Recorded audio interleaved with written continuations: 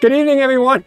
Just briefly, the Civil War started in 1861 and lasted until 1865.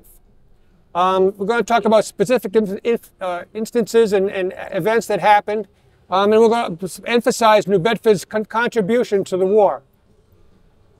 Now, the war was an awful thing for the country. Hundreds of thousands of men lost their lives in the war. 600,000 men from both sides, the North and the South, died as a result of the Civil War. It's an unbelievable number when you consider that there was only 30 million people living in the country at the time. It's a significant portion of the population was killed during the war. There was nobody, really, when you think about it, that lived in the country that didn't have somebody that they knew or was related to that was killed in the war or died as a result of the war. And 6 million men served in the war. That's the database of people who served during the war. So anyway, it had a huge impact on the country as a whole. It was not only was it a traumatic event, but it was really changed the country forever. It was a turning point in the actual development of the country for lots of reasons. Not only the abolition of slavery, but the beginning of the industrial overtake of the country's culture and economy took place after the Civil War. It's very, very important. So of that, all those men that served in the war, about 3,200 were from New Bedford. Now, the population of the city at the time was only 24,000 in 1860, so that's a pretty good number. That's about 10% of the or more of the population of New Bedford served in the Civil War. About 1,200 served in the Navy and 2,000 served in the Army. And before I forget, New Bedford men served in almost every theater. They did in every theater of operation. Most of the men were in the eastern portion of the armies, the Army of the Potomac, but they also served in the western part of the states, in the western part of the war, which was very crucial to the winning of the Civil War. They were served under Ulysses Grant in the western part. So, and they served in every aspect of the Civil War. There was a New Bedford man someplace. They were at all the major battles of the Civil War that I'll talk about tonight. There's lots of stories about each one of the individuals, but I'm only going to cover a few, unfortunately. But bear in mind that New Bedford men were at every single action that took place during the war. Gettysburg, all the famous battles, Gettysburg, Antietam, Petersburg, Fredericksburg. Fredericksburg was the deadliest night of action for New Bedford men. 6 men from New Bedford died at Fredericksburg. Talk about Fredericksburg because it was such a catastrophe later on. Now, the timeline for the war had been brewing for a long time. Not the war, but tension, tremendous tension between the North and South had been going on for a long time. And Abraham Lincoln was a member of the Republican Party.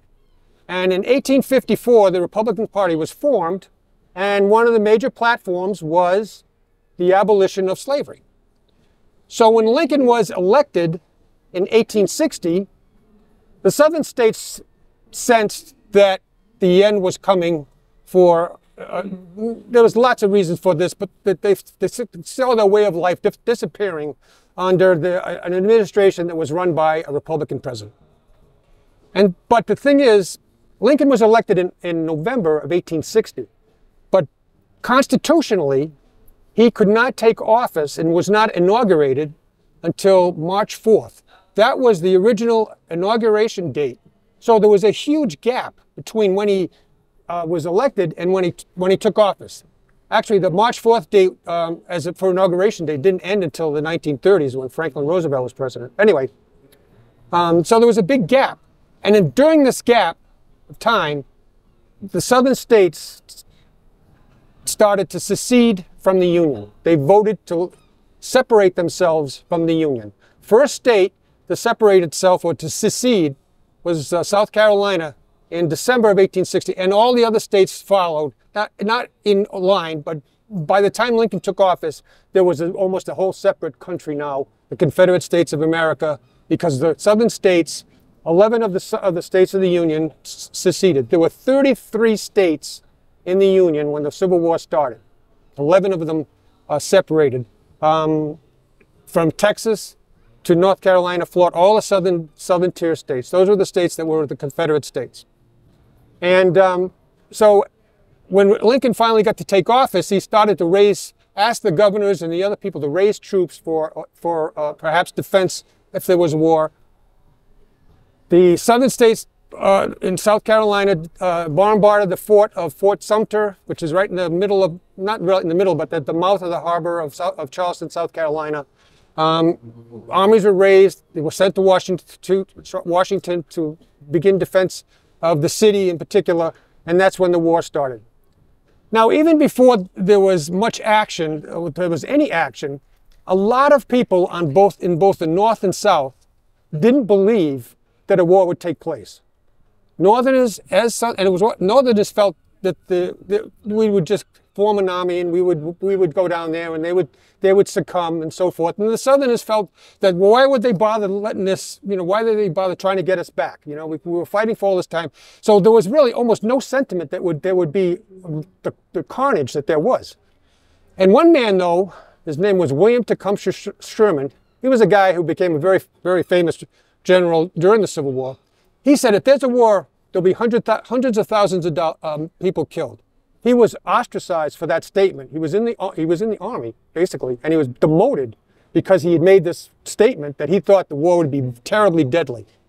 And his prophecy came true, because the very first battle, which was in July of 1861, at Manassas, Virginia, about 40 miles west of Washington, D.C., a lot of people were killed in that one battle.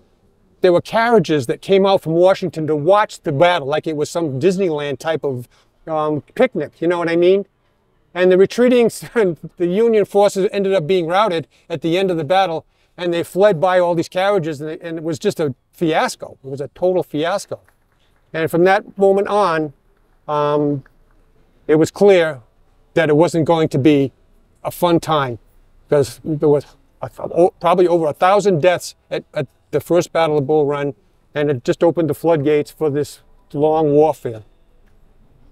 Now, the first couple of years of the war were not very successful for the North, but a couple of things did work out well, and one of them involved New Bedford. The Union decided to blockade the various ports along the Atlantic coast and into the Gulf as well. Blockade all the ports, southern ports, so they couldn't export or import anything. And part of that blockade activity was the Stone Fleet, the so-called Stone Fleet. I'm sure everybody's heard of the Stone Fleet. There was all kinds of surplus whaling vessels at the time because there was a downturn in the whaling industry. There was all sorts of surplus vessels. The government bought these vessels, and they were going to sink them in Charleston Harbor to act as a blockade, so because shipping couldn't go back and forth, because Charleston was a major import and export facility or port in the South.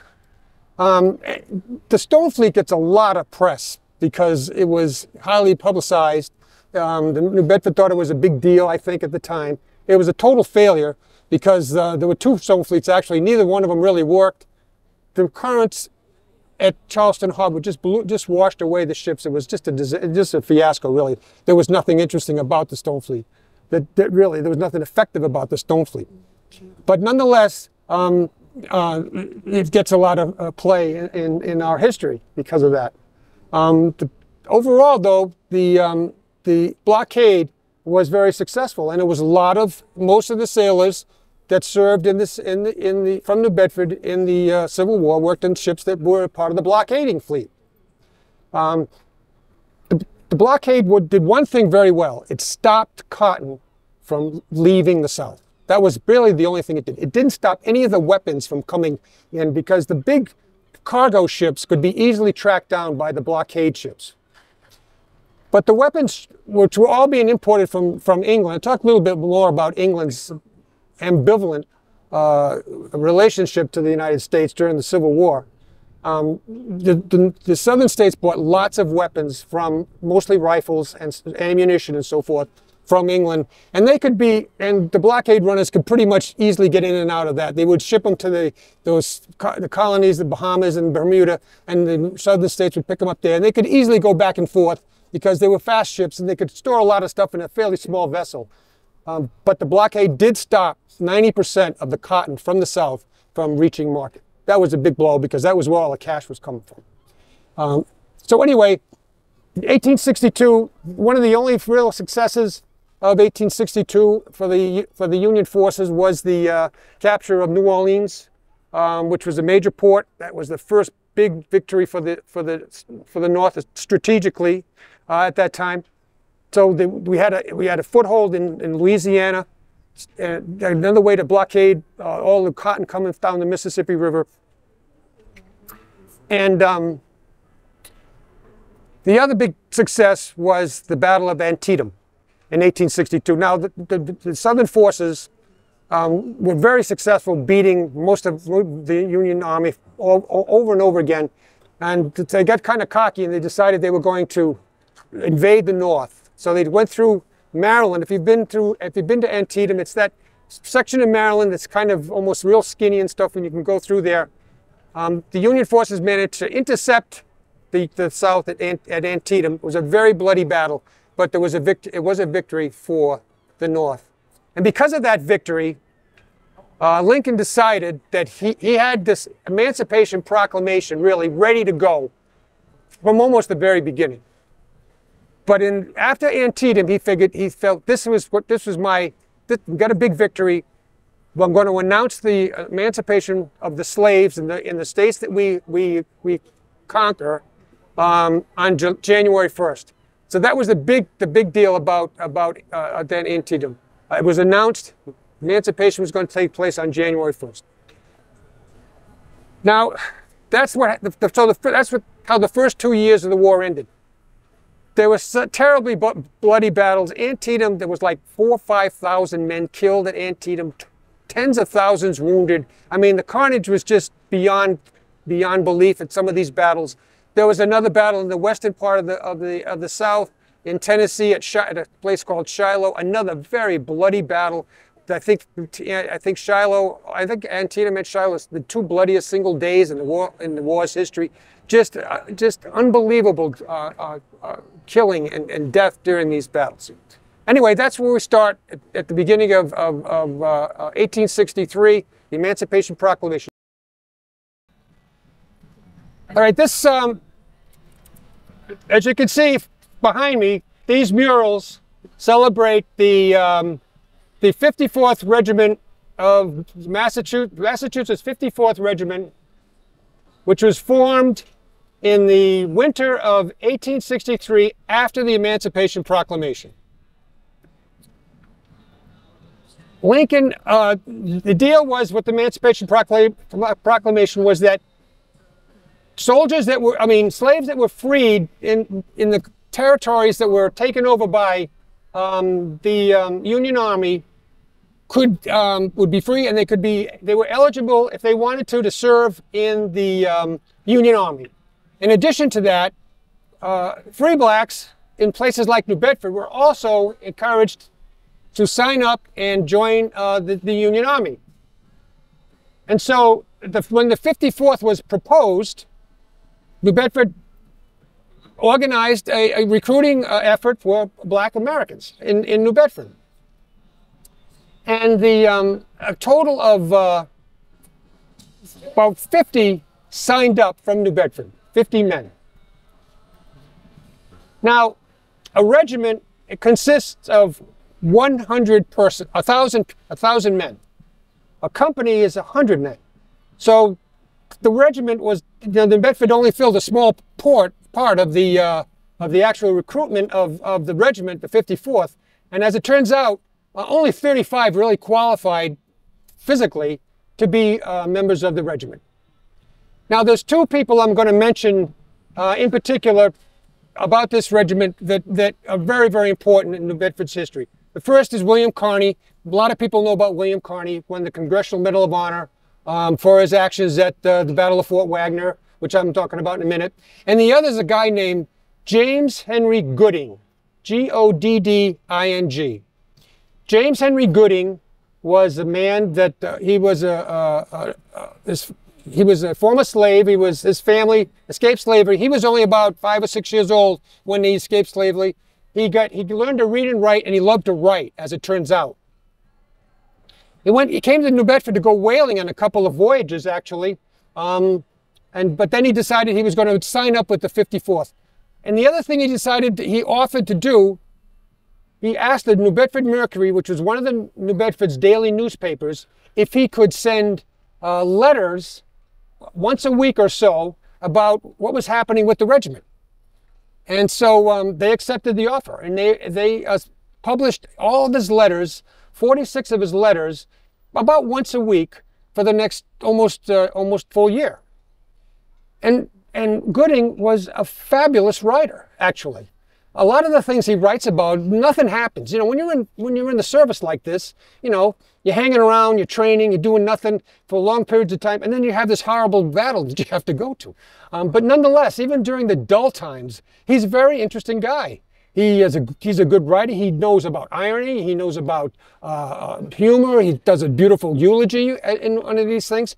And so his documentation of the events of the 54th are very compelling.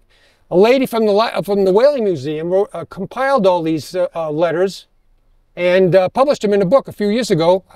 Actually about 30 years ago now. If you have any interest in history, New Bedford history or history of the Civil War, I would recommend you get this book. It's called On the Altar of Freedom. On the Altar of Freedom.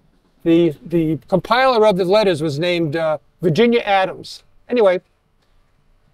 So what happened with the 54th is very well documented, and Gooding talks about how every single soldier, black or white, from Massachusetts, when they enlisted, they were sent to boot camp. They didn't call it boot camp then, but they sent them to a boot camp in Reedville, Mass, which is a part of Hyde Park. If you've taken the train from the Providence train, you go right through Reedville when you go to at the Hyde Park stop. Anyway, every soldier that joined the Union Army from Massachusetts went to boot camp there, and so did the 54th. And he talks about what it was like, how they had a hard time, Massachusetts had a hard time recruiting enough soldiers to fill out the 1,000-man regiment, so they started bringing them in from all over. So the 54th was not just a Massachusetts regiment, there was men from all over the free states that joined up. And he talks about Robert Gould Shaw. Now, for these black regiments, all the officers were white. The commanders, the adjutant commanders, the sergeants, the corporals, all of the officers were white. And the commander of the 54th was a man by the name of Robert Gould Shaw. For those who've been to Boston, to the State House, is the famous statue right across the street from the entrance to the Massachusetts State House, and it's the famous 54th memorial. If you ever have a chance to look at it, it's quite spectacular, actually. And Shaw was the leader, and I don't know why Shaw was selected. Well, he had abolitionist parents and so forth, and Shaw had been in action. He was actually wounded at Antietam. So he knew how awful it could be. And according to Gooding, he worked their tails off. You know, he drilled them incessantly, constantly, because he knew that the outcome of poorly trained men was probably their demise. And Gooding says that Shaw was not a very friendly man. He was a fair man, but he was aloof, and he was and not that well. Wasn't a very personable guy, but nonetheless, he trained him hard. And so when they did actually go into battle at a place called Fort Wagner in 1863, they actually led one of the brigades that charged the fort. About 600 men of the 54th, as well as about 4,000 others, took. This Fort Wagner was at the mouth of the the Charleston Harbor in South Carolina. They were shipped down there, part of a big giant group of men. There was about 6,000 men down there already. And they wanted to take this fort, because eventually the idea was take all the forts around the harbor of Charleston and then take Charleston itself. And the first object was to take this Fort Wagner. It was heavily defended. It was just like a big giant sand bar, really. And the bombardment from the naval vessels did very little damage to the fort itself and to anybody inside. They actually had a sand-covered bunker that protected all the Confederate soldiers. So when the attack started, they were really mowed down. A couple of them that wrote about the assault said they mowed us down like grass when we first made the assault. Anyway, this is where the heroism of William Kearny comes in. Kearny was a member of the 54th, and he was in the assault. He made the assault. Now, Kearny's account of the assault is handwritten for in the history of New Bedford by Leonard Ellis, published in 1892, and it's published. So you can read about his feelings of what happened that particular day. He's running with all his troops. The guy who's holding the guy who holds the flag is one of the most important guys, symbolically in the assault. The flag can't touch the ground. If somebody drops the flag, you pick it up and go, and you keep on going. The guy next to Kearny is the guy with the flag. He gets shot, falls down, and Kearny picks up the flag, and it continues on through all the onslaught of the fire and so forth. Actually makes it to the top of the fort. Over the thing, he's on the top of the fort, and he plants the flag down, and he doesn't realizes this hardly any of his other men was with him. There's only a few men that could make it all the way up there, and there was such heavy fire from inside the fort. They were repulsed, and on his way back, he's still carrying the flag. He was not going to let that flag touch the ground. He's shot 3 or 4 times on the way back. And he's shot in the back, and the head, the arm, and he makes it back. And he says, "I never let that flag touch the ground." For his heroism, he stayed with the 54th, but he really never recovered from his wounds. So he actually got a discharge because he was so badly wounded that he couldn't really function physically. But nonetheless, he got the Congressional Medal of Honor for his actions at Fort Wagner in July of 1863. One of 8 men from New Bedford to get the Congressional Medal of Honor during the Civil War. Pretty harrowing to read his account in that book, because it's hard to believe that anybody survived it. Officially, only 9 men were killed from the 54th in the assault, but there were 100 missing. And I think those 100 missing, most of those 100 missing were also killed as well. And Gooding talks about what happened after the assault. The commanding general decided to lay siege to the Fort Wagner, which was successful, and the Confederates eventually abandoned the fort because they ran out of food and everything else. And I think the commander was kind of upset with himself that he hadn't done that earlier, because they wasted so many men during that particular battle. 2 Union generals were killed in the assault on Fort Wagner, which is a lot. Lots of officers were killed during that assault. 1,500 casualties to only like 400 or 500 for the Confederates. Anyway, Gooding actually gets a little bit bored and concerned about what are we doing here. We're just sitting around. For months, they just did nothing. They just exchanged artillery fire with the rebels in Charleston, and he could tell that he was saying, "What are we doing here? We're not making any effort. We lost all these guys, and what are we doing here?" So eventually, he's shipped down. The whole regiment is shipped down to Florida, to Jacksonville, just to do basically guard duty, to make sure that, because Jacksonville was a minor port from Florida and Georgia. And so they wanted to hold on to it, and that was their assignment. But one of the generals of this particular brigade at that point, at the time, the overall general of the 54th and all the other troops that were down in Jacksonville, he was wounded at Wagner as well by cannon fire, and he recovered. And so I think he really wanted to make up for the loss at. That's my opinion, actually. It might not be the case. His name was Truman Seymour.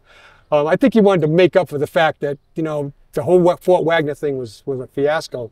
And he went in and with a pretty big army to engage in Confederates, which he felt were not probably well trained, but they had set a trap for him, and they were routed again. The 54th was actually held in reserve during this battle, and when it looked like the whole army was going to be almost annihilated, the 54th was thrown into the action and saved the day, basically. I mean, they had to retreat and so forth, and they didn't lose the army, which was almost a threat.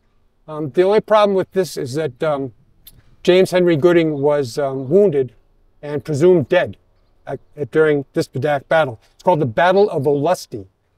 It's in Florida, the only major battle of the Civil War in Florida.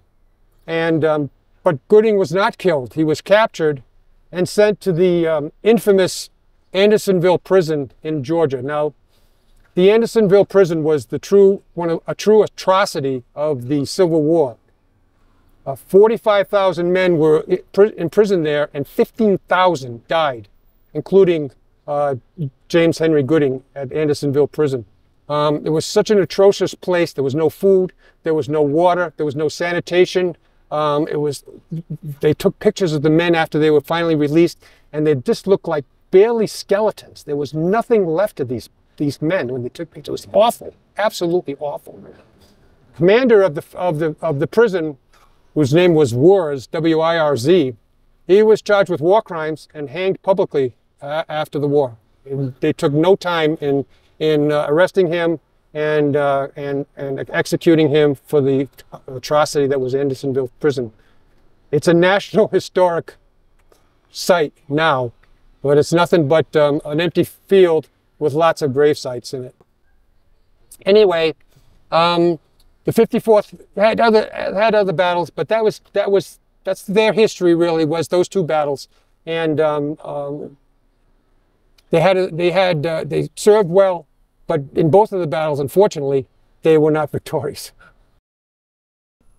1863 to the end of the war, the Union Army finally gets two major victories on the same day. The tremendous battle at Gettysburg, 3-day battle, in July 1st, 2nd, and 3rd in 1863. The Southern forces again decided to try to make an incursion into the north. They did so. They got quite a way inland in Pennsylvania, actually, before they clashed accidentally, really, at the southern Pennsylvania town of Gettysburg, and the South decided to have it out. Basically, they were going to make the big victory hit. They never wanted to conquer anything. They just wanted to get a stalemate so that they could be left alone. That was basically their idea. The Union Army, on the other hand, they needed to take over the South. Basically, it was a war of conquering the South. So they had this huge battle, and there was a Bedford man. His name was Thomas Robeson. The Robeson House is the big brick one. It's right in front of the visitor center. And Thomas Robeson was a grandson of Andrew Robeson, who lived in that house. Thomas Robeson was wounded at Gettysburg and died of his wounds a couple days later. But it ended up being a great victory for the Union Army. Now, Lincoln had been looking for a general to lead the army almost from the very beginning. They wanted Robert E. Lee, as you can believe it, because he was the most well-known officer in the army at the time. But he decided that he was going to serve his native Virginia. So Lincoln had a hard time finding a general that would do the job for him. A guy named McClellan was his first choice. He was a disaster. Actually, McClellan ran against Lincoln in the 1864 election. He had won the Battle of Antietam, but Lincoln felt that he should have annihilated the South when he thought he had a chance. And the same thing happened at Gettysburg. Gettysburg was a horrible carnage at Gettysburg on both sides, especially the South, actually. But When the battle was over, every time there was a battle and there was lots of casualties, the North could absorb the casualties better because they had a bigger army. Every time the South had a large casualties, they couldn't absorb those losses. So they usually retreated during the large losses at Antietam, large losses at Gettysburg meant that they couldn't engage again. They wanted to, so they started to retreat. And Lincoln was upset with the general. His general du jour at the time was named George Meade. And he thought that Meade should have gone after him. They had him on the ropes, should have knocked him out. But the Union Army also was, had a rough time of it during Gettysburg. And so he allowed him to escape. On the same day, July 3rd, 1863, Ulysses S. Grant, who had been leading the army in the western part of the states, Tennessee and Mississippi now, finally took Vicksburg. It had been under siege for a long time. It was a pretty grueling way to get to Vicksburg, but Vicksburg was the key last major city on the Mississippi that was not in Union hands. And on the same day as the Battle of Gettysburg ended, Vicksburg was taken. So two huge victory. Basically, the war was over for all intents and purposes there as far as the South was concerned, because the rest of the war was just a war of attrition. But the nice thing about what happened at Vicksburg and Grant's success there is that Lincoln finally appointed him as commander of the Army of the Potomac. So Grant, from then on, was leading the army against Robert E. Lee. He had superior forces. Grant was the right guy for the right job. There were tremendous losses still for both armies in the battles, but from day one, Grant's motto was destroy the enemy. That was the only thing that mattered. Destroy the enemy, and he was good at it.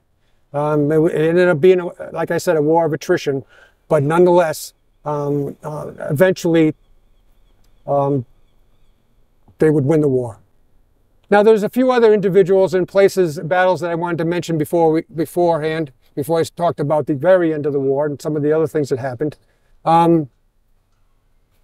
There was a regiment mostly formed in New Bedford, not mostly, but there was a large contingent of men in the 38th Massachusetts Infantry. And they served in Louisiana. The commander of the 38th was actually a New Bedford man. His name was Timothy Ingram. Timothy Ingram was a 50-year-old man at the time, and he was the leader of the regiment. A lot of New Bedford men were in the regiment, including a man whose father lived in this house. His name was Benjamin. The father was named Benjamin Rodman, and the son was named William Logan Rodman. And William Logan Rodman was he was 40 years old when he enlisted, and he was the oldest. I mean, he was the highest ranking New Bedford man to get killed during the Civil War. He was killed in a battle that the 38th engaged in at Fort Hudson, Louisiana, in 1863. His cousin also was at that battle. His name was Thomas Rodman. He was Samuel Rodman Jr.'s son. Samuel Rodman Jr. was it last month's tour, I think. Anyway, they were at the same battle. He saw his cousin get shot by a sniper, or what they called the sharpshooter at the time. And Fort Rodman was named after William Logan Rodman, eventually. Now, Fort Rodman itself was hastily just like an earthworks defense for the early parts of the war. The fort itself was planned for a long time, but it was never actually built. And so it was built during the Civil War. But originally, everybody was kind of worried about Southern raiders and stuff like that coming to New Bedford, and so the fort was eventually built there. Now, if you haven't been to Fort Rodman, the site is beautiful, number one. But the museum, the Fort Rodman Military Museum, is a treasure that everybody should go to. I went to it, I must admit, I went to it for the first time in preparation for this tour, and it's a great place. They they just ask for donations. It's not a, you know, and there's so much to offer there. I highly, and it's a nice place. It's a beautiful building. And if you have a chance, go see it. They have a lot of people. We have some people here tonight, a couple of people here tonight who are volunteers and work at the fort, at the Fort Rodney Museum. And I was very impressed. And one of their treasures for this, from my point of view, for the tour tonight, is they have a Congressional Medal of Honor for somebody from New Bedford who won the award. His name was William Downey. And William Downey was a member of a mission, again, a very ill-fated mission. They wanted the mission was to go up a little river in South Carolina and destroy a bridge that connected Savannah and Charleston. The idea was to float up a troop ship, which was full of United States colored troops, Regiment 34 for the United States colored troops. 400 of them on this troop ship go up there. They had a cavalry support from the 4th Massachusetts Cavalry, which had a number of New Bedford men in it. And they're just going to go there and destroy the bridge.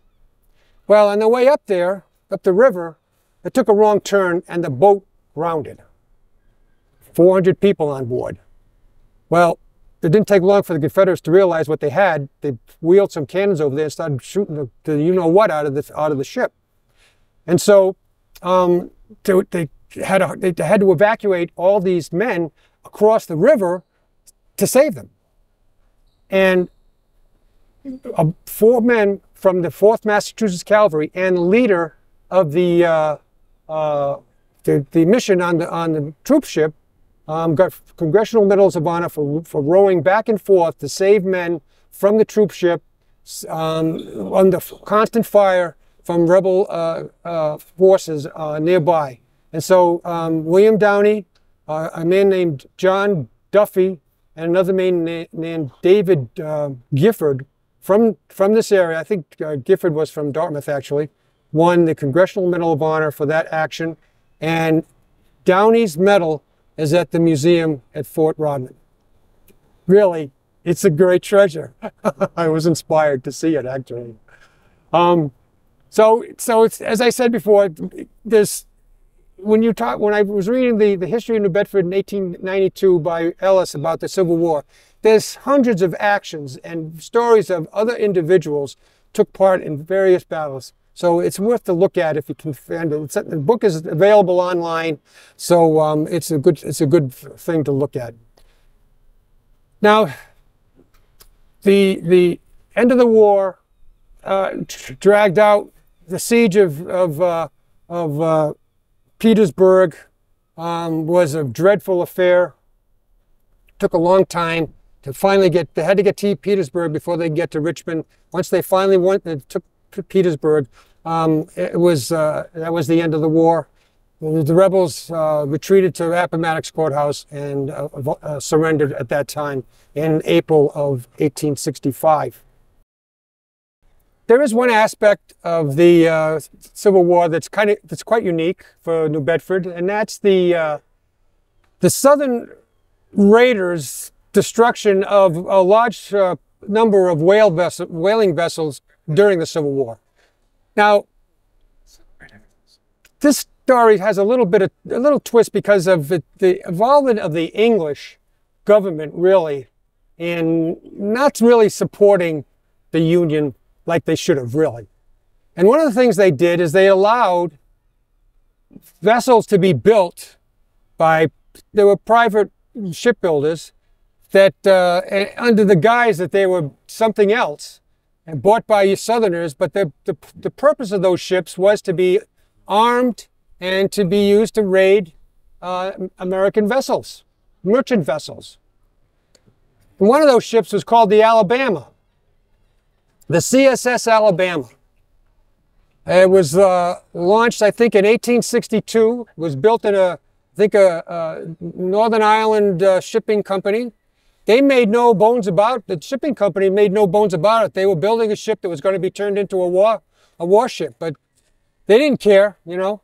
But it wasn't supposed to happen. England was supposed to stay neutral during the war. But they weren't that neutral. They were selling weapons, they were selling rifles to the Confederates and so forth. And any cotton that was coming out of the South, which was very little, was probably going there as well. So anyway, they built a beautiful ship called the Alabama. It started taking whalers right away. And the whalers were sitting ducks. They were never built for speed. And you know, a lot of the whalers that were coming back from voyages had no idea that the Civil War was even taking place. Never mind to watch out for southern raiders. So they just picked them off like crazy, really. Not just whale ships, but all kinds of merchant ships. But the Alabama, I think, sunk about 8 or 9 or 10 New Bedford whalers and a number of whalers from other ports as well. It was a scourge, really. It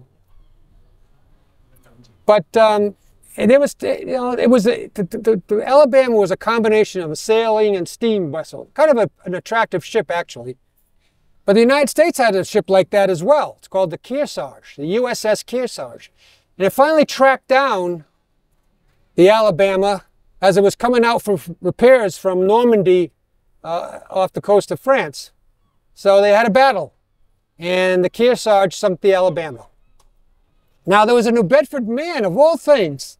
There was a New Bedford man on the Kearsarge. His name was John Hayes. And he won the Congressional Medal of Honor for his actions on the Kearsarge during the battle with the Alabama.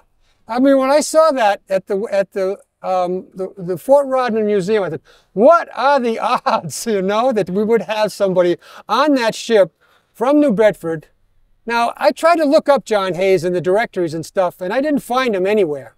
So he probably came to New Bedford briefly, maybe served on a whaler or a merchant ship, never really established permanent residence.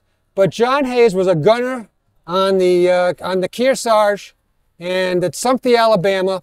So it was pretty good payback for the city in some regards, at least in my view, that he did that. Now, there was another Confederate raider called the Shenandoah. Shenandoah was not built specifically to be a steamer even. It was modified to be a steamship and then sold to the Confederates. And this ship went into the Arctic. The war was actually over. The articles had been signed at Appomattox when the Shenandoah started burning vessels in the Arctic Ocean. 25 New Bedford whalers were burned by the Shenandoah in 1865 after the war was actually over. Now, after the war, the United States government, this is a very interesting story actually. After the war, the United States government sued Great Britain for the actions of these two vessels because they were built and by England specifically for the Confederate Army. And they called them the Alabama Claims. They went back, as it turns out, they went back to everybody who lost a ship, even sailors and so forth. Brian's done some work on this. Brian Rue, who has the eagle cap on, the white t-shirt, he's done some work on this. I knew about the Alabama Claims, but I never knew, did anybody get money back, you know? Because it's an interesting case in international law. It's the first time that arbitrators in international law ruled in favor of against a country, Great Britain, and they had to pay $15 million in gold for the Alabama Claims. And even sailors who made claims got paid, apparently.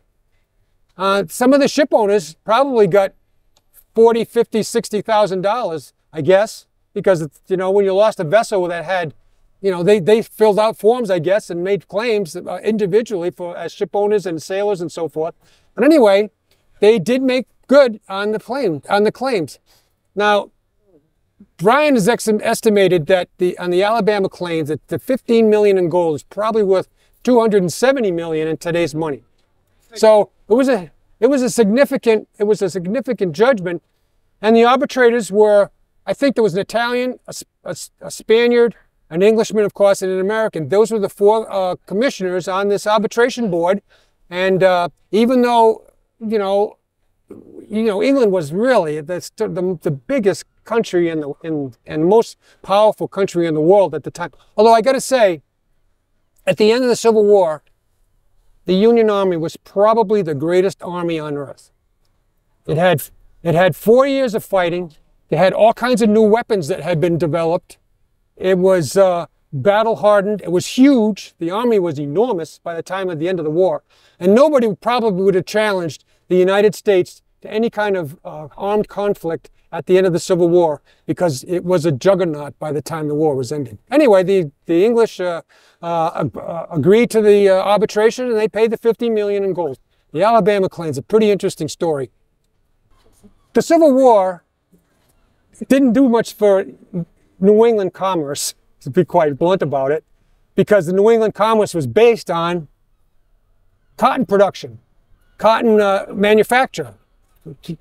New Bedford had a mill, the Wamsutta Mill, which was growing rapidly in the 1850s. And in fact, they just finished, if you're familiar with the Wamsutta Mill now, the big mill, Big Wamsutta Lofts Mill, which is right on Route 18, the one to the north, there's two right beside each other, one beside the other. That's mill number 4, the one in the north. Yeah. And number 4 was finished in 1861. It laid completely idle. It was completely filled with machines. It was ready to go, but there was no cotton.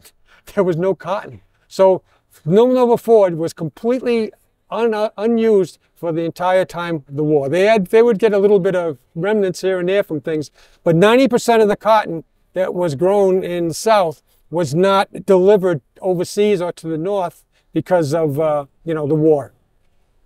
I was reading a biography of Grant, and he was very successful in the western part of the action in the Civil War, making his way down towards Vicksburg. And part of the entourage, not only of the huge army with all the equipment that had to be going, there would be these huge mobs of cotton factors. They would go when they took over a place and try to get the production up so that they could send it north. They didn't anticipate the Emancipation Proclamation when all the slaves would be freed as soon as they got there. But that was one of the things that Grant was constantly complaining about these cotton factors, asking them when were they going to take this plantation, when were they going to take that plantation, so they could get the cotton from those places. A lot of the Medal of Honor winners were awarded in the 1890s. The guys were getting old at that time. It was the war was a life-changing event, let's face it, not only for individuals, but for the country. And so they started to remember and talk about their experiences. So many, many, many Medal of Honor winners, all of the New Bedford Medal of Honor winners were awarded in the 1890s. And actually, Carney got his, I think, in 1900. But they were all awarded in the 1890s. And the odd thing about it to me, they were all still alive as well.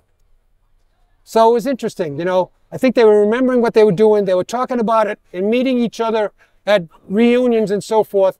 And I think they decided, we got to recognize this guy or recognize you for what you did and so forth, because a lot of Medal of Honor winners were awarded in the 1890s.